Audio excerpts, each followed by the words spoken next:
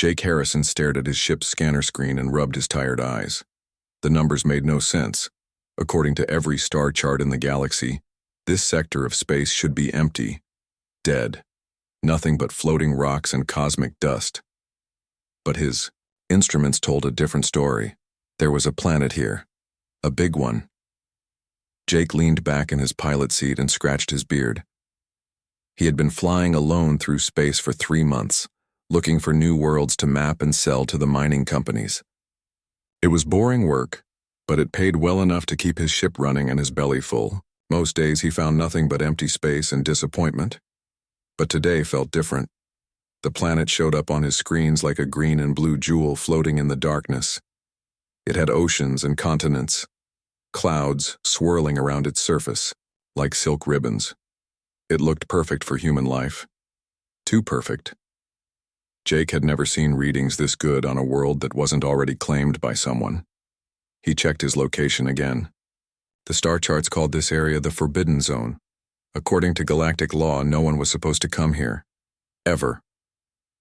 The old warning said that ancient defense systems would destroy any ship that got too close. For 3,000 years, every captain in known space had steered clear of this region. Jake pulled up the historical files on his computer. The records were mostly legends and scary stories told to young pilots. They said that long ago, a powerful race had lived in this area. They had built weapons so terrible that the Galactic Council had locked away their entire star system to keep everyone safe. But Jake was not most pilots. He was curious and stubborn, and maybe a little bit crazy. His ship's computer started beeping warnings as he moved closer to the planet. Red lights flashed on his control panel. The automated voice of his navigation system kept telling him to turn around and leave immediately. "Shut up," Jake told the computer. "I'm just going to take a quick look." He had spent years modifying his ship, the UES Meridian. Most cargo haulers like his were built for carrying goods from one star to another, not for exploration.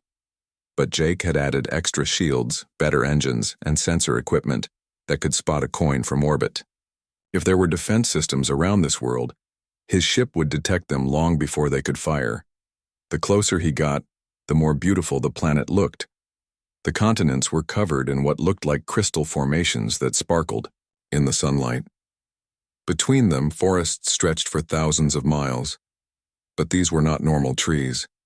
They looked like they were made of metal, their branches catching and reflecting light in patterns that hurt to look at directly. Jake had explored dozens of worlds in his career, but he had never seen anything like this. His sensors picked up massive structures on the surface, cities or what was left of them. They were bigger than anything humans had ever built. The architecture was strange and flowing, like someone had grown the buildings instead of constructing them. Some of the towers reached so high into the atmosphere that their tops disappeared into the clouds, and then Jake saw the impossible readings on his scanner. There were life signs down there, not many, but enough to register on his equipment. Someone or something was still alive on the Forbidden World. The defense systems that were supposed to destroy any approaching ship never activated. Either they were broken after 3,000 years, or Jake's modifications were working better than he had hoped. He guided his ship through the planet's atmosphere, expecting at any moment to be blown to pieces by ancient weapons. Nothing happened. The air was clean and breathable. The gravity was almost exactly like Earth's. As Jake brought his ship down for landing near one of the crystal formations, he could see that the structures were even more amazing up close. They pulsed with soft light, like enormous heartbeats, made of gem and metal. Jake put on his exploration gear and opened his ship's airlock. The moment his boots touched the ground, he became the first person in 3,000 years to walk on the Forbidden World. The soil beneath his feet was rich and dark. Strange plants grew everywhere, their leaves shimmering with colors that didn't have names. In the distance, he could hear sounds like music, but no instrument he knew could make melodies like these. Jake walked toward the nearest city ruins. The buildings were massive, designed for beings much taller than humans. Doorways reached 30 feet high. Staircases were built for legs twice as long as his own, but everything was covered in a thin layer of dust and decay. Whatever civilization had built this place was clearly dying. As he explored the empty streets, Jake began to understand what had happened here. The people of this world had been trapped by the same barriers that were supposed to keep others out. For 3,000 years they had been slowly dying, cut off from the rest of the galaxy. Jake found them in the center of the largest city. They were tall and thin, with skin that looked like polished stone and eyes that glowed with soft inner light. There were maybe 100 of them left, sitting in a circle around a fountain that had run dry centuries ago. When they saw Jake, they did not run or attack. Instead, the eldest among them stood up slowly and walked toward the human. When the being spoke, Jake heard the words not with his ears, but directly in his mind. "You are not supposed to be here, small one," the voice said inside his head. "This world is forbidden." Jake pulled off his helmet and breathed the alien air. It tasted like copper and electricity, but it didn't hurt him. "I know," he said out loud, "but I came anyway." The alien tilted its head, studying Jake with those glowing eyes. "Why?" Jake thought about the question for a moment. He could have said he was curious. He could have said he was looking for new worlds to claim. He could have said he didn't believe the old warnings. Instead, he told the truth. Because someone needed to.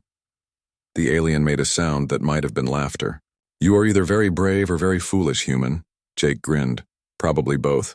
And in that moment, as alarms began going off on ships throughout the galaxy, as the Galactic Council called emergency meetings, and as bounty hunters started planning their routes to the Forbidden World, Jake Harrison realized he had just started, something that would change everything.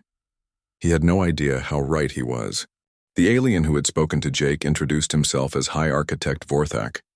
He was old, even by the standards of his people, and his stone-like skin was marked with patterns that told the story of his long life. As Jake followed him through the dying city, Vorthak explained what had happened to his world. "We were called the Zirionians," Vorthak said, his mental voice carrying sadness that made Jake's chest ache. "Long ago, we discovered how to bend space and time to our will. We could step between dimensions as easily as you walk from room to room. We built cities that existed in multiple realities at once. We created technology that could reshape matter with a thought." Jake looked around at the crumbling buildings and empty streets. What went wrong? Vorthak stopped walking and placed one long finger against a crystal formation growing from the wall. The crystal began to glow, showing moving pictures like a television screen. Jake saw images of the Zirionians at the height of their civilization. Their cities floated in the sky, connected by bridges made of pure energy. Ships that looked more like living creatures than machines moved between the stars. "We grew too powerful too quickly," Vorthak continued. "Our experiments with dimensional technology began to tear holes in the fabric of reality itself. We accidentally created weapons that could destroy entire star systems. The other species in the galaxy became afraid of us. The pictures in the crystal changed. Now Jake could see fleets of alien warships surrounding the Zirionus worlds. He recognized some of the ship designs from his history lessons. The Galactic Council had been much smaller then, but they were already the most powerful force in known space. "They gave us a choice," Vorthak said bitterly. "Destroy all our technology and live as primitives or be destroyed ourselves. We chose a third option. We retreated to this world and activated defensive barriers that we thought would protect us until we could find a peaceful solution." Jake was beginning to understand. "But the barriers didn't just keep others out. They kept you in too." "Yes," Vorthak replied. "We became prisoners in our own home. For 3,000 years we have watched our people die one by one. Our population has fallen from billions to barely 100. Our cities crumble because we no longer have the resources to maintain them. In another 50 years the last of us will be gone, and our entire civilization will be nothing but dust and memory." Jake felt anger building in his chest. He had seen injustice before, but nothing like this. An entire species had been sentenced to slow death because the galaxy was afraid of their power. "Have you tried to escape?" Vorthak led Jake to a tall tower at the center of the city. Inside, Jake saw machines that looked like they had been grown rather than built. They were beautiful and complex, covered in the same crystal formations that grew throughout the city, but many of them were dark and silent. "We have tried everything," Vorthak explained. "We sent messages through dimensional folds hoping to negotiate with the council. They were never answered. We attempted to break through the barriers using our remaining technology. The barriers absorbed the energy and became stronger. We even tried to dig tunnels deep enough to reach the planet's core, thinking we might escape through underground dimensional portals. But the barriers extend through the entire world, even into its heart." Jake examined the machines with the eye of an engineer. He had been fixing things his whole life, first in the human military, and later as a freelance explorer. These devices operated on principles he didn't fully understand, but he could see the basic logic behind their construction. "What exactly are these barriers made of?" he asked. Vorthak activated one of the working machines. A holographic display appeared in the air, showing the planet surrounded by a web of energy. "Quantum fields," he replied. "They exist in 11 dimensions simultaneously. To break through them, we would need to generate more power than our entire planet can produce." Jake studied the display for a long time. The barriers were incredibly complex, but they followed patterns that reminded him of human engineering problems he had solved before. Where the Zirionians saw an impossible wall, Jake saw a very complicated lock. "You've been trying to break the barriers," he said finally. "Has anyone ever tried to reprogram them?" Vorthak's glowing eyes widened. "Reprogram them? They are not machines human. They are fundamental forces of nature, bent to our will through dimensional manipulation." "But someone made them, right?" Jake pointed at different parts of the holographic display. "I can see control nodes here, here, and here. Energy flows following logical pathways. This looks like programming to me. Incredibly advanced programming, but still just instructions telling energy what to do." For the first time since Jake had arrived, Vorthak seemed excited. "You think like us, but differently. We have always seen the barriers as walls to be broken. You see them as systems to be understood." Jake grinned. "Lady, I've been taking apart things that weren't supposed to come apart my whole life. If someone built it, someone can fix it, or at least change what it's supposed to do." They worked through the night, Jake asking questions and Vorthak providing answers. The more Jake learned about Zirionist technology, the more possibilities he began to see. The barriers weren't just a prison. They were the most sophisticated energy management system ever created. With the right modifications, they could be transformed into something completely different, but their work was interrupted by alarms echoing through the city. Vorthak's remaining people came running to the tower, their faces filled with fear. "What's happening?" Jake asked. Vorthak activated another machine, and the air filled with images from space around the planet. Jake's blood went cold. A massive fleet of warships had appeared at the edge of the star system. The ships were black and angular, designed to look frightening as much as functional. "The Draconian Empire," Vorthak whispered. "The Council's enforcers. They have come to ensure that no one ever leaves this world alive." Jake recognized the lead ship from his military days. The DSS Dominator, flagship of Admiral Kethmore, the same alien who had glassed 12 human colonies during the border wars, the same monster who had killed Jake's brother during the siege of New Austin. "How long before they reach us?" Jake asked, his voice steady despite the rage building inside him. 6 days, Vorthak replied. "Maybe 7 if they stop to establish orbital bombardment positions." Jake looked at the holographic display of the quantum barriers, then at the frightened faces of the last Zirionians. 6 days to solve a problem that had stumped an entire civilization for 3,000 years. 6 days to turn a prison into something else entirely. Any sane person would have tried to escape. Any reasonable person would have accepted defeat. But Jake Harrison was neither sane nor reasonable. He was human. "Well then," he said, rolling up his sleeves. "We better get started." Jake spent the first day studying everything the Zirionians could teach him about their technology. He learned that their entire civilization had been built around something they called dimensional folding. By bending space and time, they could make 2 distant points touch each other. A person could step through a doorway in one city and emerge in another city on the far side of the planet. But the barriers that trapped them worked by preventing any dimensional folds from connecting their world to the outside universe. It was like being locked in a room where all the doors led to other rooms in the same building. The barriers draw power from our planet's core, Vorthak explained as he showed Jake through the underground levels of the city. They have been slowly draining our world's energy for 3,000 years. That is why our cities are failing and our people are dying. We are being killed by our own defenses. Jake examined the massive machinery that connected to the planet's energy systems. It was beautiful and terrifying at the same time. Crystals the size of buildings channeled power through networks of metal that looked like frozen lightning. Everything hummed with barely contained energy. What if we could reverse the flow? Jake asked. Instead of the barriers draining power from the planet, what if the planet drained power from the barriers? Vorthak's stone-like face showed confusion. That is impossible.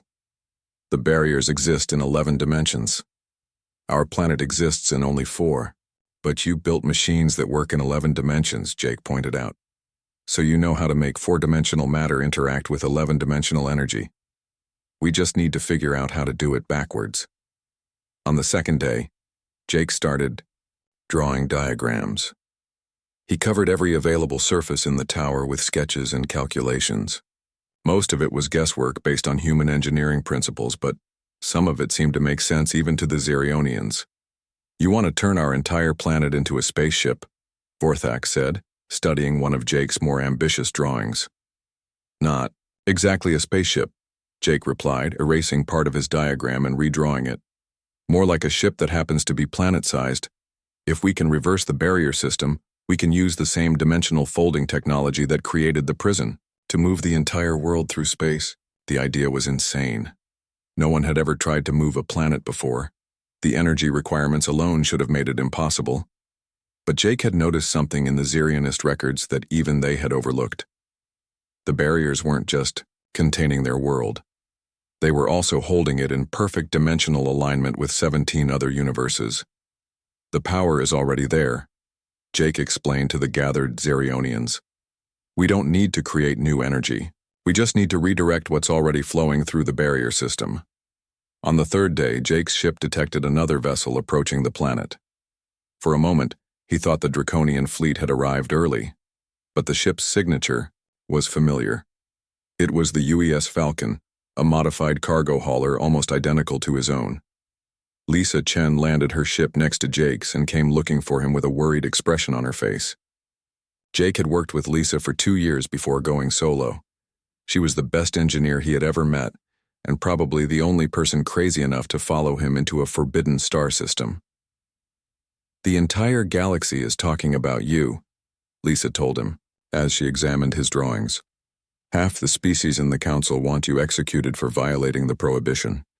The other half want to study your ship to figure out how you got past the defense systems. How did you find me? Jake asked. Lisa grinned. I helped you install most of your ship modifications, remember? I know your engine signature better than you do. Also, you left a pretty obvious trail when you broadcasted your location to every sensor array in 3 systems. Jake had forgotten that his presence on the planet would register on long-range scanners. Every government in the galaxy probably knew exactly where he was by now. You should leave, Jake told her. This place is about to become a battleground. Lisa looked around at the crystal formations and the alien machinery. Are you kidding? This is the most incredible discovery in galactic history. Besides, you're going to need help with whatever crazy plan you're cooking up. Jake showed her his diagrams and explained his idea. Lisa studied the calculations for an hour before she started laughing. You want to turn an entire planet into a dimensional starship using alien technology that no human has ever seen before, she said, in 4 days, while being chased by the most dangerous military force in the galaxy. Pretty much, yeah. I love it, Lisa said. It's completely impossible, which means it's exactly the kind of thing that might actually work. What do you need me to do? On the 4th day, they began the modifications. Jake and Lisa worked alongside the Zerionians to connect human technology to alien systems. It should not have been possible. Human engineering was based on brute force and simple mechanics. Zarianist technology was elegant and dimensional, but somehow, the combination worked. Jake's crude human computers could process Zarianist dimensional mathematics faster than their organic crystal systems. Lisa's modified ship engines could channel 11-dimensional energy in ways that the Zarionians had never tried. Most importantly, human stubbornness could push forward with plans that Zarianist logic said were impossible. "Your species is insane," Vorthak told Jake as they connected the last of the control systems. "You attempt things that cannot work, and then you make them work anyway." "We prefer to think of it as creative problem-solving," Jake replied. On the fifth day, the Draconian fleet reached the outer edge of the star system. Admiral Kethmore began broadcasting surrender demands on all frequencies. He promised to make Jake's death quick if he gave himself up immediately. "I have a counteroffer," Jake transmitted back. "How about you turn around and go home before I show you what happens when humans get really annoyed?" Kethmore's response was to order his entire fleet to move into attack formation. On the sixth day, Jake activated the first test of their system. Instead of holding the planet in place, the modified barriers began to shift Zarion Prime partially out of normal space-time.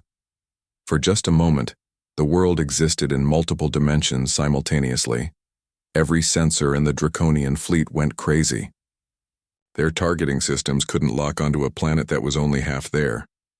"It works," Lisa said, staring at the readings on her instruments. "I can't believe it, but it actually works." Jake watched the Draconian ships moving closer and felt a familiar excitement building in his chest. It was the same feeling he used to get before a difficult engineering project. The moment when all the planning was done and it was time to see if his crazy ideas would actually function in the real world. "Vorthak," he said to the Zarianist leader, "are your people ready to see the galaxy again?" "We have been ready for 3,000 years, Vorthak replied. Jake placed his hand on the activation control for the planetary movement system. Through the crystal displays, he could see Admiral Kethmore's flagship moving into bombardment position. In a few hours, the Draconians would begin destroying the planet's surface, unless Jake's impossible plan actually worked. "Well then," he said, and pressed the button. "Let's go for a ride." The moment Jake activated the planetary movement system, reality went insane. Zarion Prime began to shift between dimensions like a ghost becoming solid and then transparent again.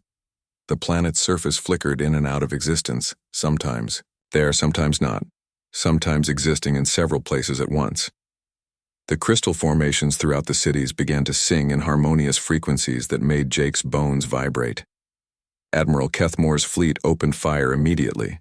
Hundreds of plasma cannons and missile launchers sent their deadly cargo toward what should have been an easy target. But their weapons passed harmlessly through dimensional echoes while the real planet danced between realities. "This is impossible." Kethmore's voice crackled over the communications channel. "Planets do not move. Worlds do not disappear and reappear. What are you doing down there, human?" Jake keyed his transmitter and grinned. "I'm showing you what happens when you trap engineers for 3,000 years and then give them a human to work with." The Draconian admiral ordered his ships to spread out and fire at multiple locations, hoping to hit the planet no matter which dimension it appeared in. It was a smart strategy, but it ignored one important fact. Jake wasn't just moving Zarion Prime randomly, he was controlling where it went. "Lisa, are you getting power readings from the core?" Jake called across the control room. "Energy levels are stable," Lisa replied, her fingers dancing over alien control panels that she was learning to use by trial and error. "Actually, they're more than stable. The planet is generating more power now than it was using before." "How is that possible?" Vorthak answered her question. "The barriers were designed to contain 11-dimensional energy. Now that we are moving through multiple dimensions, we can harvest power from the dimensional boundaries themselves. We are no longer trapped by our own defenses. We are fueled by them." Jake watched the tactical display as Admiral Kethmore's ships continued their futile attacks. The Draconians were getting frustrated, and frustrated enemies made mistakes. But Jake wasn't content to just dodge their weapons. He had bigger plans. "Vorthak, do your people still remember how to build dimensional weapons?" The Zarianist leader's eyes glowed brighter with excitement. "We remember everything, human Jake. We simply have not had the power to use our knowledge for 3,000 years. Well, now you've got more power than you know what to do with, and I've got a fleet of bad guys who need to be taught some manners. Working together, the humans and Zerionians began to modify the planet's defensive systems. Instead of just moving Zerion Prime between dimensions, they started creating dimensional rifts that opened near the Draconian ships, not big enough to destroy them, but large enough to disable their weapons and engines.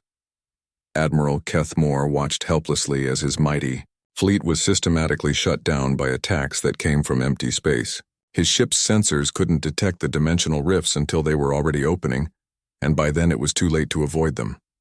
"Surrender now, Admiral," Jake transmitted. "Call off your attack and I'll let you leave with your ships and your lives." "I do not surrender to criminals," Keithmore snarled back.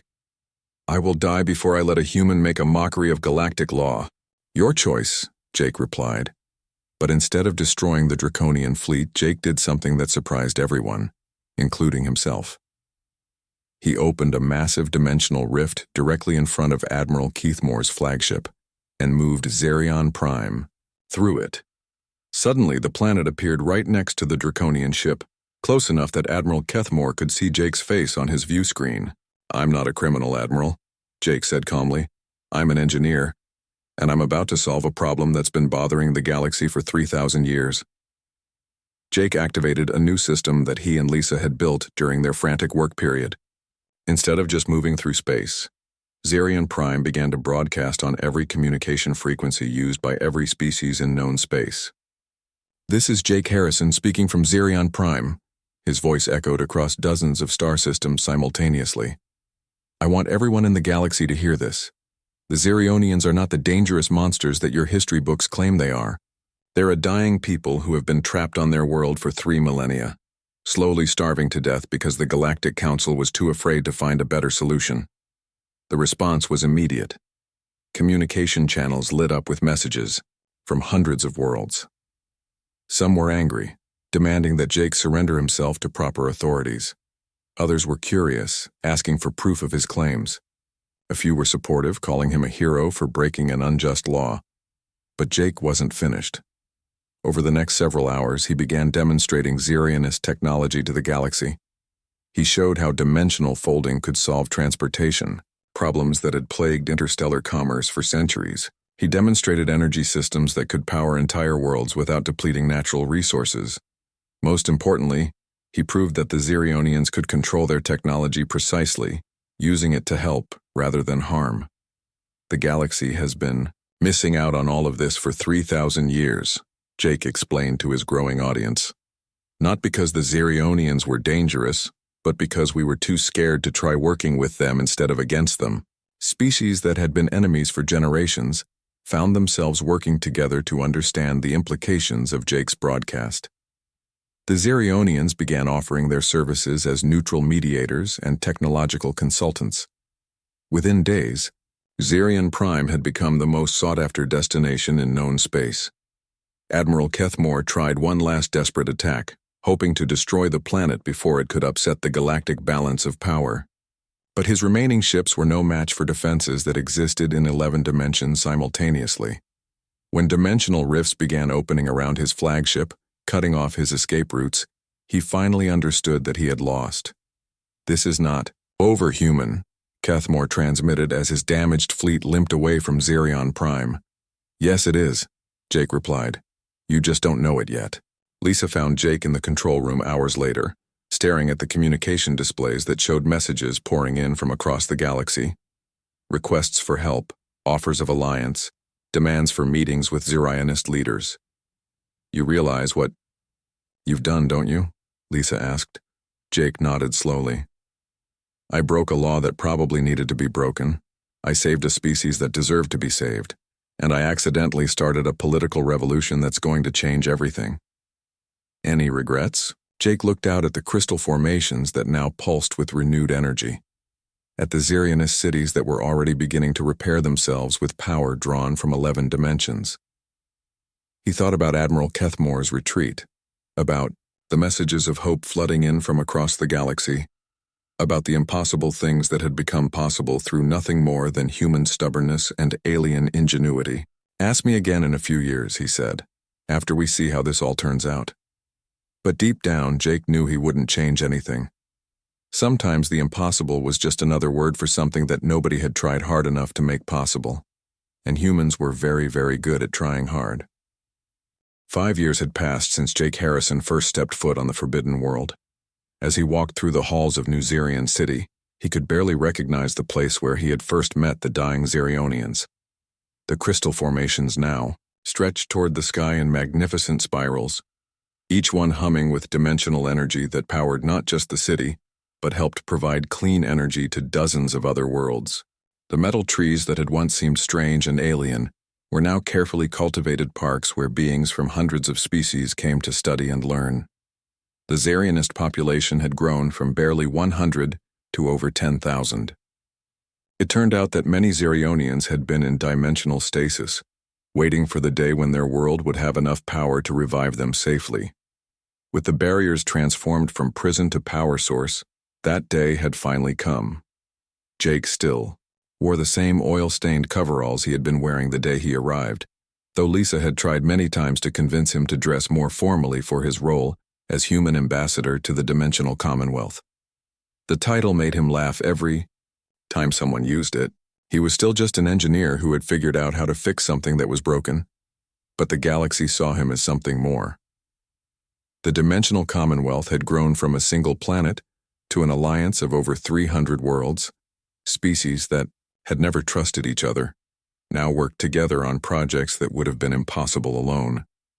The old Galactic Council still existed, but their authority had been challenged by the emergence of a new way of doing things. Instead of ruling through fear and law, the Commonwealth operated on principles of cooperation and shared knowledge. Any species could join, as long as they were willing to share their discoveries and help solve problems that affected everyone. Jake found High Architect Vorthak in the great workshop at the center of the city. The Xerionist leader was working, alongside engineers from a dozen different species, designing a new type of dimensional gateway that could transport entire fleets instantaneously across galactic distances. "Jake," Vorthak said, his mental voice warm with friendship. "Perfect timing. We need a human perspective on this energy coupling problem." Jake examined the holographic blueprints floating in the air above their work table. The design was elegant and complex, but he could see the flaw immediately.